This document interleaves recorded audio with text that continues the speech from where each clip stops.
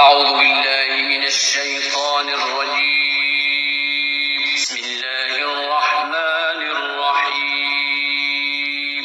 وإذ يرفع إبراهيم القواعد من البيت وإسماعيل ربنا تقبل منا إنك أنت السميع العليم ربنا واجعلنا مسلمين لك ومن ذريتنا أمة مسلمة لك وأرنا مناسكنا وتب علينا إنك أنت التواب الرحيم ربنا وابعث فيهم رسولا منهم يتلو عليهم آياتك ويعلمهم الكتاب والحكمة ويزكيهم إنك أنت العزيز الحكيم.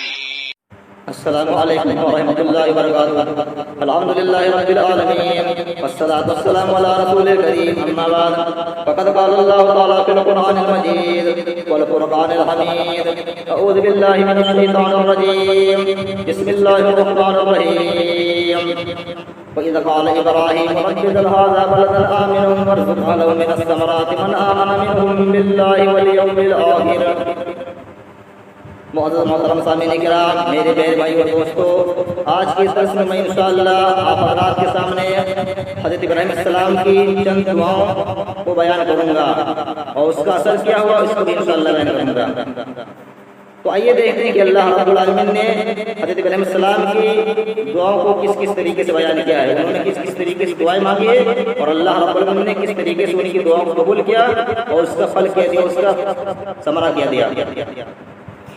اللہ رب العالمین فرماتا ہے سورہ بقرہ کے اندر، سورۃ نمبر 2 پارہ نمبر 1 الف لام میم کے اندر، وَإِذْ قَالَ إِبْرَاهِيمُ رَبِّ اجْعَلْ هَٰذَا بَلَدًا آمِنًا. یاد کرو اس وقت کو جب حضرت ابراہیم علیہ السلام نے اپنے رب سے دعا کیا، اے اللہ رب العالمین اس شہر کو، مکہ کو امن و شانتی والا شہر بنا دے. وَارْزُقْ أَهْلَهُ مِنَ الثَّمَرَاتِ مَنْ آمَنَ مِنْهُم بِاللَّهِ وَالْيَوْمِ الْآخِرِ.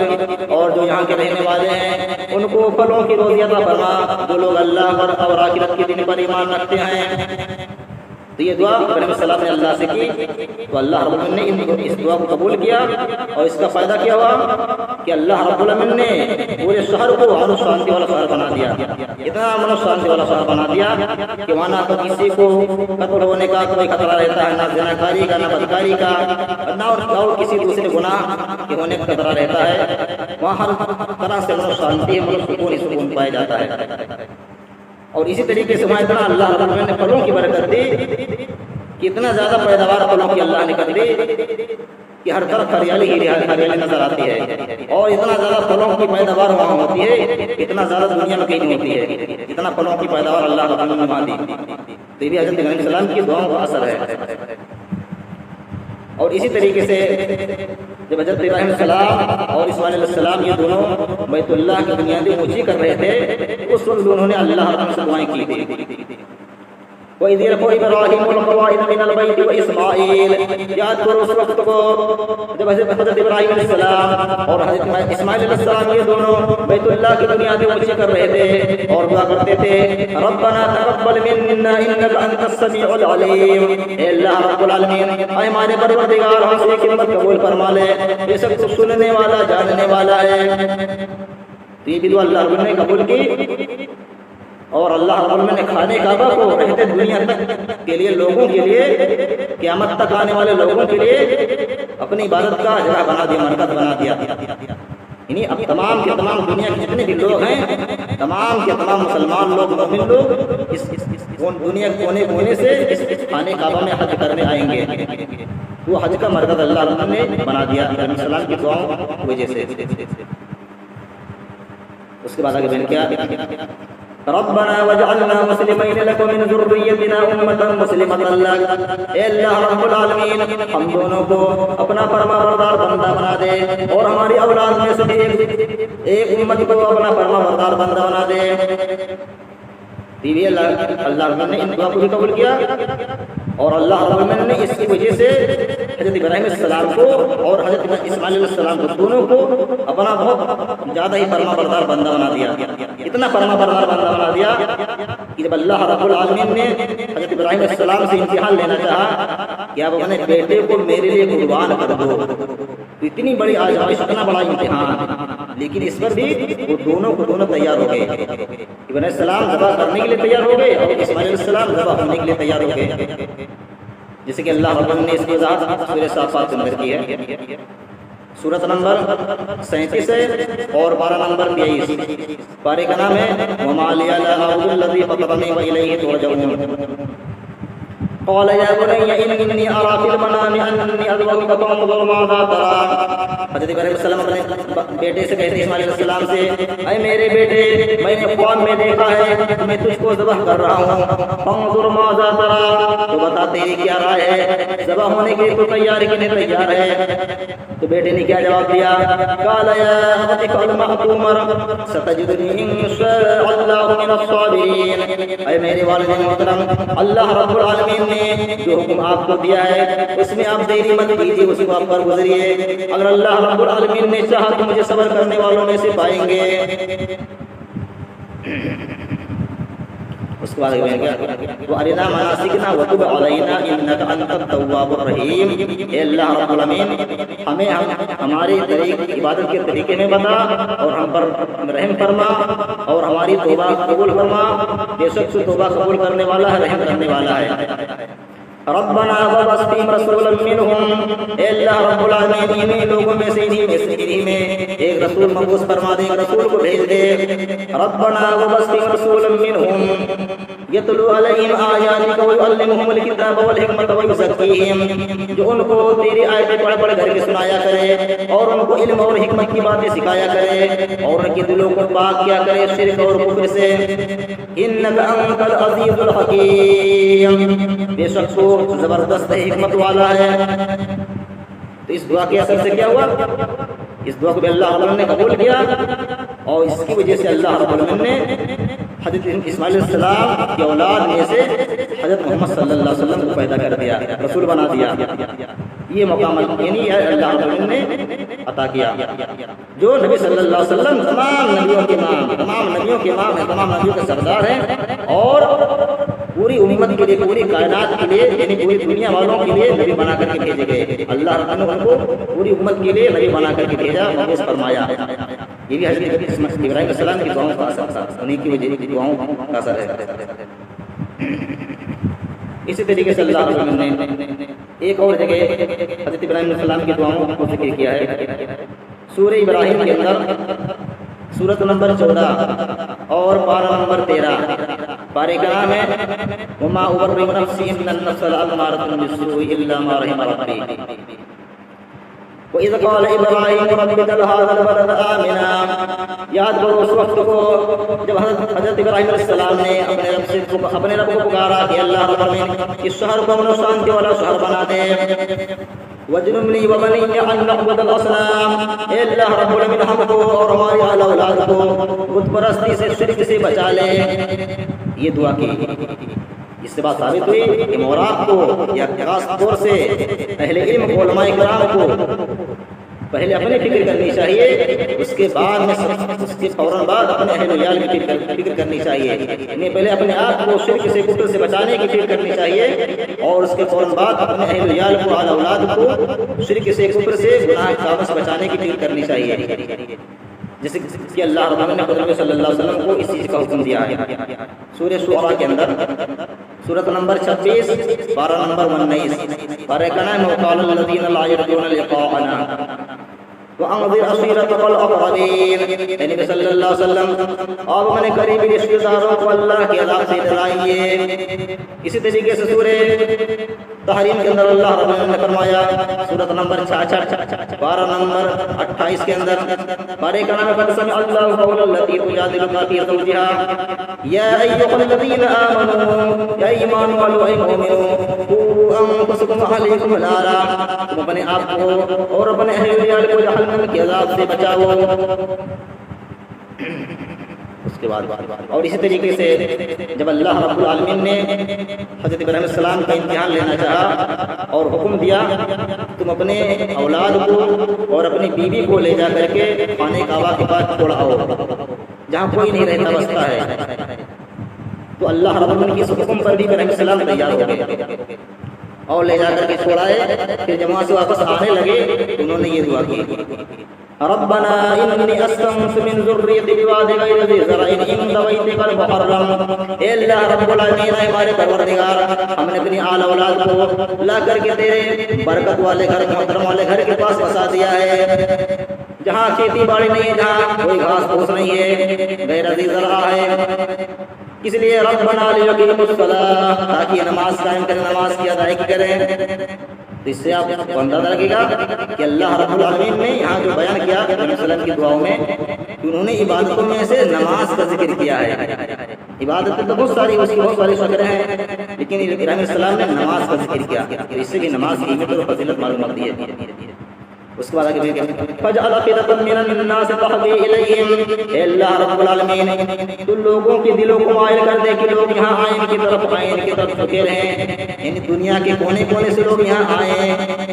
اور کیا ہوتا ہے آج کل, اس کے بعد سے ابھی تک اور قیامت تک دنیا کے کونے کونے سے لوگ ہر سال جب یہ دیکھو تب وہاں لوگ جاتے ہیں کونے کونے سے حج کرنے, طواف کرنے, عمرہ کرنے.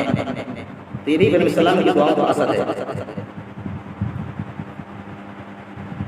فاجعل أفئدة من الناس تهوي إليهم وارزقهم من الثمرات لعلهم يشكرون. اے اللہ رب العالمین ان کو تو پھلوں کی روزی عطا فرما تاکہ تیرے شکریہ ادا کریں.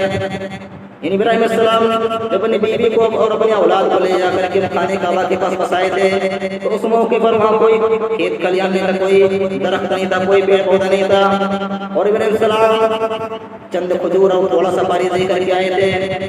تو انہیں اللہ رب العالمین سے دعا کہ اللہ رب العالمین میری اولاد کو, یہاں کے لوگوں کو پھلوں کی روزی عطا فرما تاکہ تیرے شکریہ ادا کریں.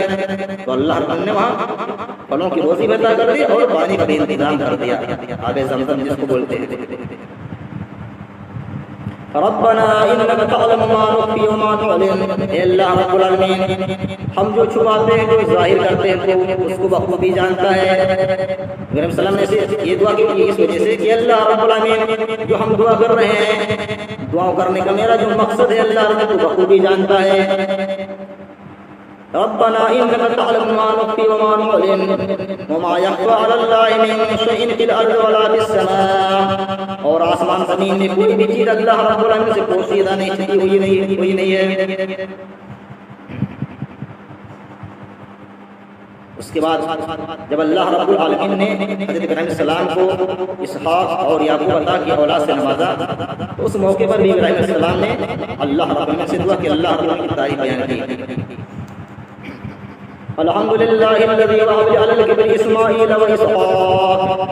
تمام تعریف صلی اللہ رب العالمین کے لیے ہے جس نے مجھے بڑھاپے کی عمر میں اسحاق اور یعقوب عطا کیے. ان ربی لسمیع الدعاء. بے شک میرا رب اللہ رب العالمین دعاؤں کو سننے والا ہے. رب اجعلنی مقیم الصلاۃ ومن ذریتی. اے اللہ رب العالمین ہم کو اور ہماری آل اولاد کو نماز قائم کرنے والا بنا دے. ربنا وتقبل دعاء. اے اللہ رب العالمین ہماری دعاؤں کو قبول کر لے, ہماری نماز کو قبول فرما لے. ربنا اغفر لي ولوالدي وللمؤمنين يوم يقوم الحساب. اے اللہ رب العالمین ہم کو اور ہمارے والدین کو حساب کے دن, قیامت کے دن معاف کر دینا, بخش دینا. تو یہ اللہ رب العالمین نے یہاں ذکر کیا حضرت ابراہیم علیہ السلام کی چند دعاؤں کو سورہ ابراہیم کے اندر. اسی طریقے سے جب حضرت ابراہیم علیہ السلام کو آگ میں ڈالنے کی تیاری کافی لوگ کرنے لگے اور کافروں نے, مشرکوں نے ابراہیم علیہ السلام کو آگ میں ڈال دیا تو اس موقع پر بھی انہوں نے اللہ رب العالمین سے دعا کی. رب حسبی اللہ ونعم الوکیل. میرے لیے اللہ رب العالمین کافی ہے, مجھے اللہ رب العالمین بچائے گا, مجھے اللہ رب العالمین پر پورا مکمل ایمان ہے, پورا بھروسہ ہے. اللہ رب العالمین میری ضرور حفاظت کرے گا, اس آگ سے ہمیں ضرور بچائے گا. اس کے بعد اللہ رب العالمین نے ان کی دعا قبول کر لی اور آسمان سے اللہ رب العالمین نے آواز دی جس کا ذکر اللہ رب العالمین نے سورہ انبیاء کے اندر کیا ہے. سورۃ نمبر 21 پارہ نمبر 17 اقترب للناس حسابهم فی غفلۃ موردون کے اندر قلنا یا نار کونی بردا وسلاما علی ابراہیم. میں نے کہا یا ابراہیم علیہ السلام پر سلام ٹھنڈی اور سلامتی والی بن جا.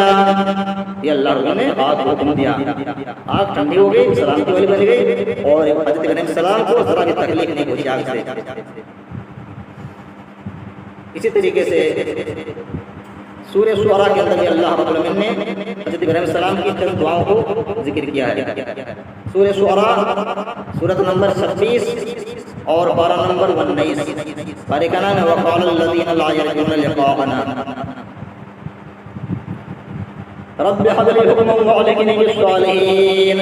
اے اللہ رب العالمین ہمارے پروردگار مجھے علم اور حکمت عطا فرما. رب حب لی حکما والحقنی بالصالحین واجعل لی لسان صدق فی الآخرین. اور میرا ذکر خیر پچھلے آنے والے لوگوں میں چھوڑ دے، باقی چھوڑ دے، تاکہ جو پچھلے آنے والے لوگ میرے بعد آئے اس دنیا کے اندر وہ میرا ذکر خیر کرتے رہیں. اور آج غور کریں گے تو یعنی ہر دھرم کو ماننے والے لوگ حضرت ابراہیم علیہ السلام کی تکریم کرتے ہیں، ان کی عزت کرتے ہیں. وَاجْعَلْنِي مِنْ وَرَثَةِ جَنَّةِ النَّعِيمِ. اے اللہ رب العالمین تمہیں جنت کے وارثوں میں سے بنا دے، جنت کی نعمت کے وارثوں میں سے بنا دے. وَاغْفِرْ لِأَبِي. اے اللہ رب العالمین تو میرے باپ کو بخش دے. إِنَّهُ كَانَ مِنَ الضَّالِّينَ. بے شک وہ گمراہوں میں سے ہے. یہ دعا حضرت ابراہیم علیہ السلام نے اس وقت مانگی تھی اپنے باپ کے لیے جب ان کو معلوم نہیں تھا کہ ایک کافر کے لیے، مشرک کے لیے مومنوں کو دعا کرنا، ان کے لیے مغفرت کی دعا کرنا مومنوں کو جائز ہے. لیکن جب معلوم ہو گیا کہ مشرک کے لیے، کافر کے حق میں مغفرت کی دعا کرنا مومنوں کے لیے جائز نہیں ہے تو اس سے بیزار ہو گئے، اس سے بائیکاٹ ہو گئے. جیسے کہ اللہ رب العالمین نے اس کی وضاحت سورہ توبہ کے اندر کی ہے. سورۃ نمبر 9 پارہ نمبر 11. پارے کا نام ہے یعتذرون الیکم اذا رجعتم ما كان للنبي والذين آمنوا أن يستغفروا للمشركين ولو كانوا أولي قربى من بعد ما تبين لهم أنهم أصحاب الجحيم. نبی کے لیے، پیغمبر کے لیے اور مومنوں کے لیے جائز نہیں ہے جو مشرکوں کے لیے، کافروں کے لیے ان کے حق میں مغفرت کی دعا کریں اس حال میں کہ ان پر یہ بات ثابت ہو گئی ہو کہ وہ اہل جہنم میں سے، اہل دوزخ میں سے ہیں. وَلَوْ كَانُوا أُولِي قُرْبَىٰ. اگر جو ان کے قرابت دار ہی کیوں نہ ہو. وَمَا كَانَ اسْتِغْفَارُ إِبْرَاهِيمَ لِأَبِيهِ. اور ابراہیم علیہ السلام کی بات انہوں نے اپنے باپ کے حق میں مغفرت کی دعا کی بات کہی تھی. وَمَا كَانَ اسْتِغْفَارُ إِبْرَاهِيمَ لِأَبِيهِ إِلَّا عَن مَّوْعِظَةٍ وَعَدَهَا إِيَّاهُ. تو ایک وعدہ تھا وہ اس سے پہلے کر چکے تھے. فَلَمَّا تَبَيَّنَ لَهُ أَنَّهُ عَدُوٌّ لِلَّهِ تَبَرَّأَ مِنْهُ. لیکن جب ابراہیم علیہ السلام کو معلوم ہو گیا کہ ان کا باپ آزر اللہ رب العالمین کا دشمن ہے تو اس سے بیزار ہو گئے، اس سے بائیکاٹ ہو گئے. إِنَّ إِبْرَاهِيمَ لَأَوَّاهٌ حَلِيمٌ. بے شک ابراہیم علیہ السلام بہت ہی بردبار اور نرم لہجے کے تھے.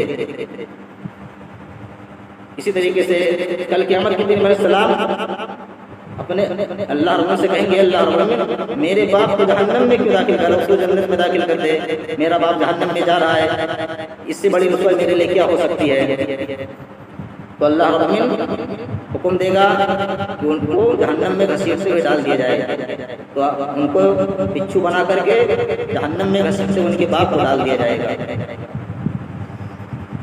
اس کے بعد آگے میں نے کیا وَلَا تُخْزِنِي يَوْمَ يُبْعَثُونَ.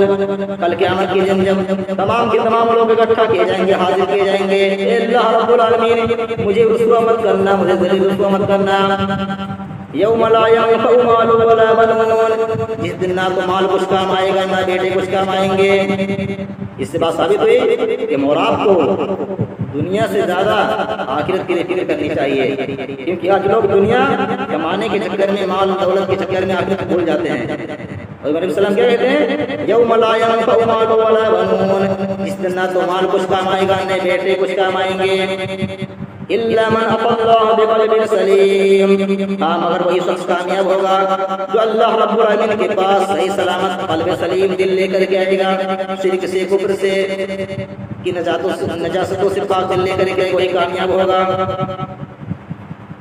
یہ بھی اللہ رب العالمین نے حضرت ابراہیم علیہ السلام کی چند دعاؤں کو بیان کیا. اسی طریقے سے ایک اور جگہ اللہ رب العالمین نے حضرت ابراہیم علیہ السلام کی دعاؤں کا ذکر کیا ہے. سورہ ممتحنہ کے اندر سورۃ نمبر 60 اور پارہ نمبر 28. پارے کا نام ہے قد سمع اللہ قول التی تجادلک فی زوجہا ربنا علیک توکلنا والیک انبنا والیک المصیر. اے اللہ رب العالمین ہم تیرے اوپر بھروسہ کرتے ہیں اور ہم تیری طرف رجوع کرتے ہیں اور ہمیں اپنے تیری طرف لوٹ کر کے آنا ہے. تو اس میں جو اللہ رب العالمین نے بیان کیا کہ ابراہیم علیہ السلام نے دعا کی اللہ ربنا علیک توکلنا، اے اللہ میں تیرے ہی اوپر بھروسہ کرتا ہوں۔ تو بھروسہ کرنا درست ہے اللہ رب العالمین، لیکن کب؟ پہلے اس کے لیے وسائل ذرائع اختیار کر لی جائے، اس کے بعد اللہ رب العالمین پر بھروسہ کیا جائے۔ ایسا نہیں کہ وسائل ذرائع کچھ استعمال ہم نے نہیں کیا ہے اور ڈائریکٹ اللہ رب العالمین پر بھروسہ کر لیں۔ نبی صلی اللہ علیہ وسلم کے پاس ایک شخص آیا، وہ اپنے جانور کو اونٹ کو چھوڑ کے یہیں سے اور پھر چلا گیا آگے۔ تو اس نے کہا کہ کیا میں اللہ رب العالمین پر بھروسہ کروں اس کو چھوڑ کر کے؟ تو نبی صلی اللہ علیہ وسلم نے فرمایا نہیں، ایسا مت کرو، ایک لفظ وتوکل، پہلے تم اونٹ کو باندھ دو، اس کے بعد اللہ رب العالمین پر بھروسہ کرو۔ اس سے بات ثابت ہوئی کہ اللہ پر بھروسہ کو کرنا چاہیے، لیکن اس سے پہلے ہمیں وسائل ذرائع کا اختیار کرنا چاہیے۔ تو اللہ رب سے دعا کرتے ہیں ربنا علیک توکلنا والیک انبنا والیک المصیر، اے اللہ رب میں نے تیرے اوپر بھروسہ کیا ہے اور میں تیری طرف رجوع کرتا ہوں اور تیری طرف مجھے لوٹ کر کے آنا ہے۔ ربنا لا تجعلنا فتنة للذین کفروا، اے اللہ رب العالمین تمہیں کافروں کی آزمائش میں مت ڈال، مجھے کافروں کی آزمائش میں مت ڈال، ان کی آزمائش کے لیے مت بنا۔ واغفر لنا ربنا انك انت العزیز الحکیم، اے اللہ رب العالمین تمہیں مقصد میں معاف فرما دے، بے شک تو زبردست حکمت والا ہے۔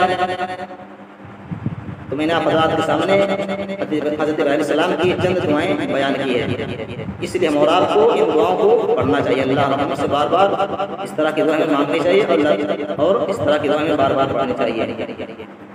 آئیے کہ میں اللہ رب سے دعا کر لیتے ہیں کہ اللہ رب العالمین ہم تمام لوگوں کو اس طرح کی دعائیں پڑھنے کی توفیق عطا فرمائے، اور اللہ رب العالمین ہمیں حضرت ابراہیم علیہ السلام کی سیرت کو جاننے اور اس پر عمل کرنے کی توفیق عطا فرمائے، اور جب تک ہمیں زندہ رکھے اس دنیا میں اسلام پر رکھے، ہماری موت ہمارا خاتمہ ہو تو ایمان پر ہو، آمین۔ وآخر دعوانا الحمد للہ رب العالمین۔ السلام علیکم ورحمۃ اللہ وبرکاتہ۔